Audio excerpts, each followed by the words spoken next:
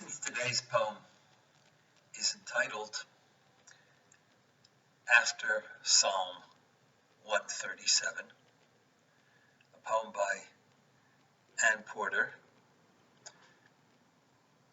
after Psalm 137, so we have to know what Psalm 137 is about. So it's one which we are familiar with because we traditionally use one pasuk at happy events such as weddings to remember what we say in Psalm 137. So I'll just read part of the psalm in English, and you'll recognize it right away, even if you don't recognize the number. By the rivers of Babylon, there we sat. We also wept when we remembered Zion. On the willows within it, we hung our lyres, our harps.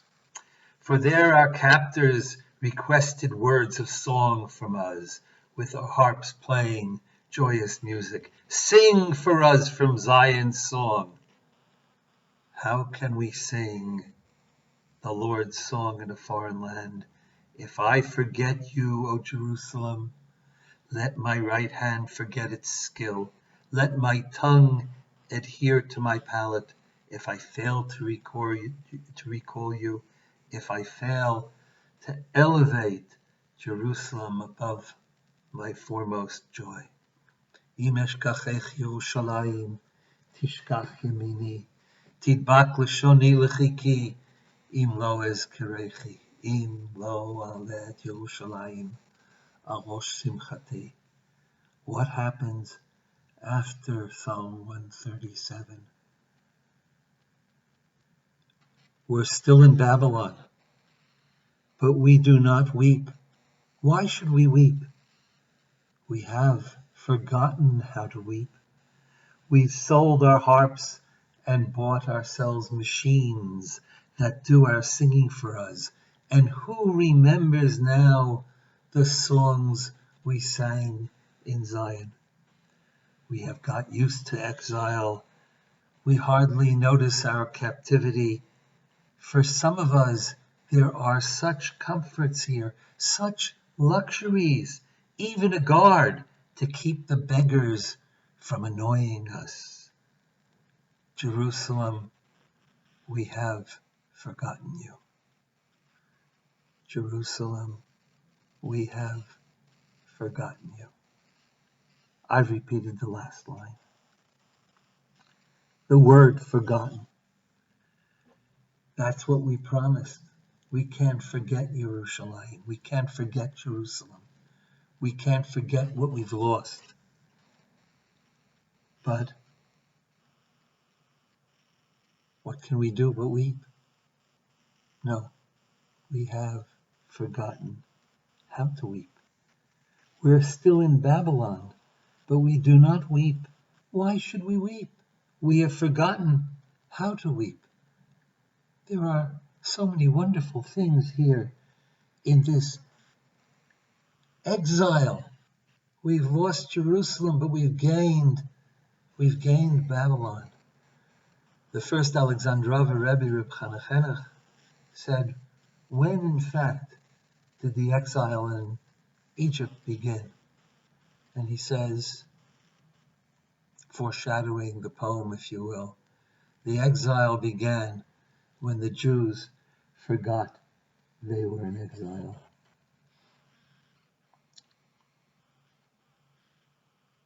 The Medrash tells us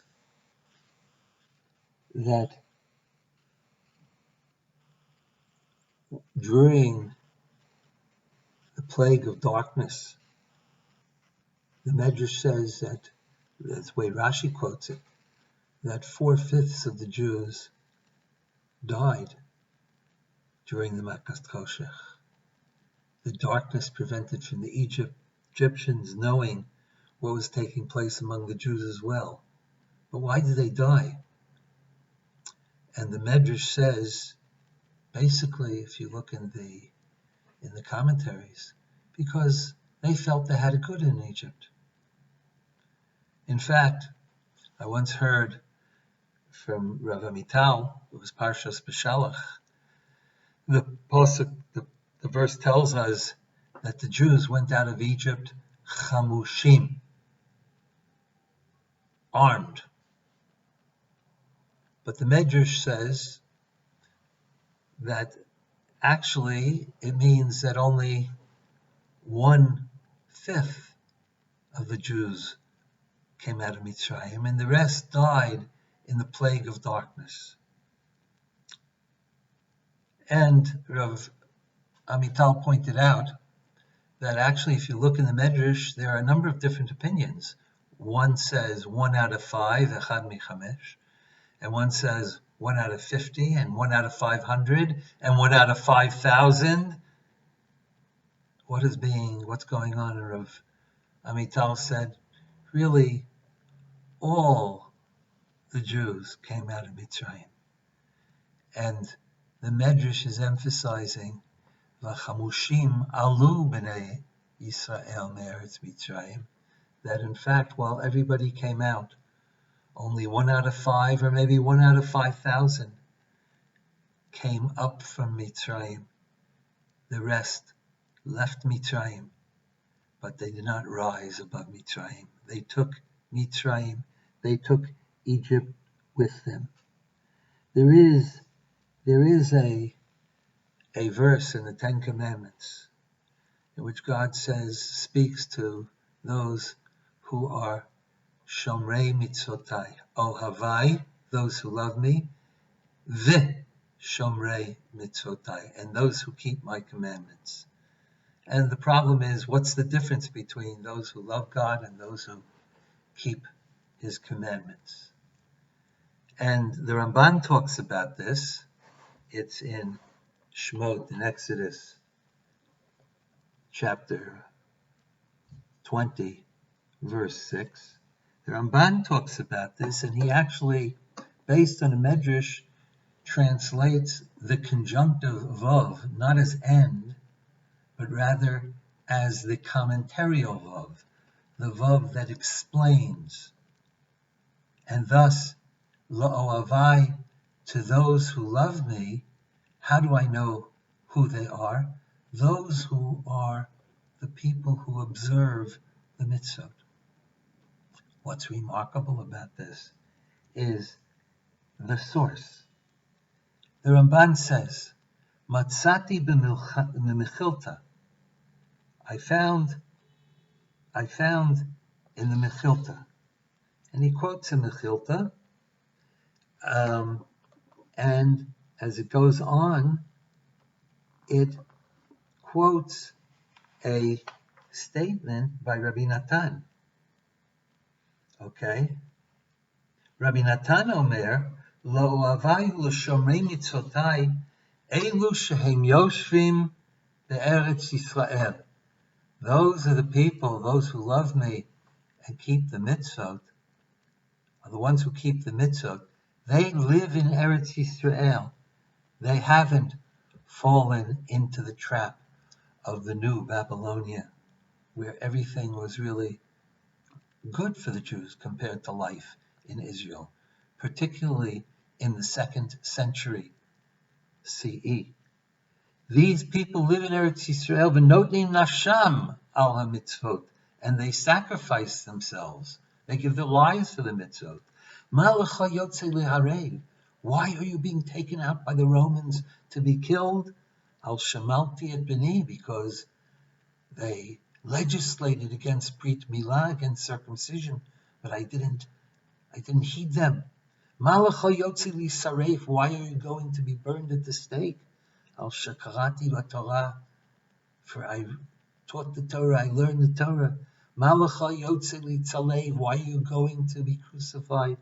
Al she'achalti et hamatzah, because I ate matzot. All of these things did not deter, all of these threats did not deter the Jews of Eretz Yisrael, who were unwilling to engage in the galut that was Bavel, which by that time of the 2nd century was a pretty good galut, as they say.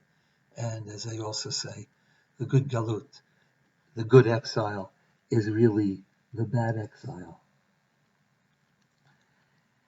There are such comforts here, such luxuries, even a guard to keep the beggars from annoying us. Well, when all we're searching for is comfort and not to be annoyed, so how can we hear the cry of the beggars? Reb Chaim Volozhner's son, who put out the Nefesh HaChaim of his father, quotes his father as having said, "V'haya ragil lahochiach oti." My father regularly admonished me, "Al shera'a sheineni mishtatef b'tzara da'achrina," because he saw that I didn't participate in the anguish of others, in the suffering of others. Now, of course, the son of Chaim Volozhner, Reb Itzla Volozhner, who later became the head of the Volozhner Yeshiva, was the leader of Russian Jewry, and he participated a lot in helping Jews. His father is criticizing him, not that he's not helping Jews, not that he's not sympathetic, not that he doesn't take care of them, but that he doesn't have real empathy for them. He doesn't feel the pain of the others. There are people who get into an exile so deep and so profound, the exile of Babylonia, in which we forget that we're in exile. Such luxuries, such comforts here, even a guard to keep the beggars from annoying us. Stone walls do not a prison make, nor iron bars a cage. But the lack of stone walls do not guarantee that you are free. You are not free.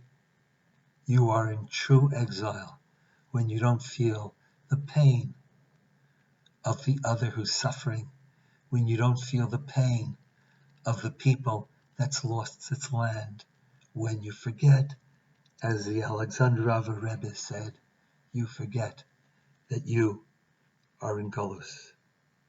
We're still in Babylon, but we do not weep. Why should we weep? We have forgotten how to weep. Oh, we promise that we won't forget, but we have forgotten how to weep. We've sold our harps and bought ourselves machines that do our singing for us now. And who remembers now the songs we sang in Zion? We have got used to exile. We hardly notice our captivity.